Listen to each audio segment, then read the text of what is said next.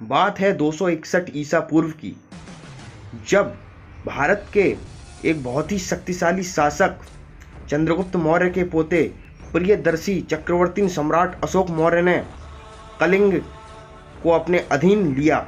कलिंग यानी कि आज का उड़ीसा। तो हम कहानी को शुरू करते हैं।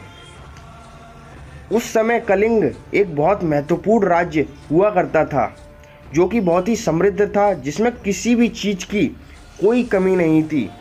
टेक्सटाइल से लेकर ऐसा कोई बिजनेस नहीं था जो वहाँ पर ना चलता हो। कलिंग एक बहुत ही अच्छा राज्य माना जाता था। अशोक की नज़र कलिंग पर पड़ी। तब अशोक ने सोचा कि इस राज्य को जीतकर मौर्य साम्राज्य में मिला दिया जाए। मैं आपको बता दूं कि कलिंग मौर्य साम्राज्य में ही पहले था। चंद्रगुप्त मौर्य के टाइम में कलिंग मौर्य साम्राज्य के अधीन था, परंतु उनके बेटे के आते आते यह राज्य स्वतंत्र हो गया। उनके बेटे यानी कि बिंदुसार मौर्य, उनके राज्य में कलिंग स्वतंत्र राज्य था। कलिंग का युद्ध अशोक की लाइफ का टर्निंग पॉइंट होने वाला था। इस युद्ध के बाद अशोक की जीवन में बहुत ज़्यादा बदलाव आए। अशोक 269 ईसा पूर्व में राजा बना।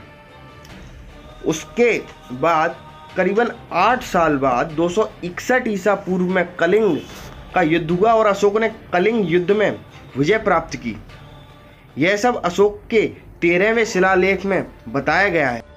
कलिंग युद्ध में बहुत से बेगुनाह मारे गए, लाखों मारे गए, करीबन 1 लाख से ज़्यादा लोग मारे गए, जिसमें औरतें और बच्चे भी शामिल थे, और 1.5 लाख के करीब लोग बंदी बनाए गए।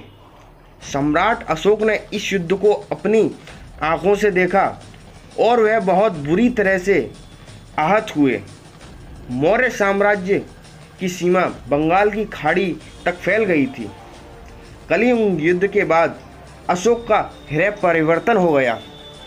ऐसा इसीलिए हुआ कि कलिंग युद्ध में इतना खून खराबा हुआ कि अशोक अंदर से बिल्कुल बदल गए। अशोक बौद्ध धर्म के अनुयायी बन गए। अशोक ने एक बौद्ध भिक्षु से ज्ञान लिया।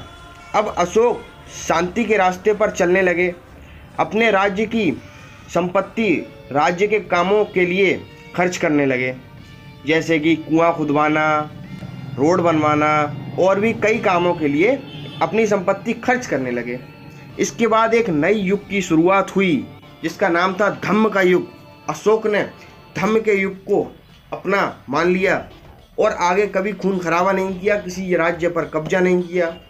अशोक के यहाँ तक कि जो बच्चे हुए उनको भी धर्म के युग पे यानी कि धम्म के युग पे चलाया और उनको विदेश भेजा शांति का संदेश फैलाने के लिए। तो बस यहीं तक की थी मौर्य साम्राज्य की कहानी। आगे की बात हम और किसी वीडियो में करेंगे। तब तक के लिए हमारे चैनल को सब्सक्राइब करें।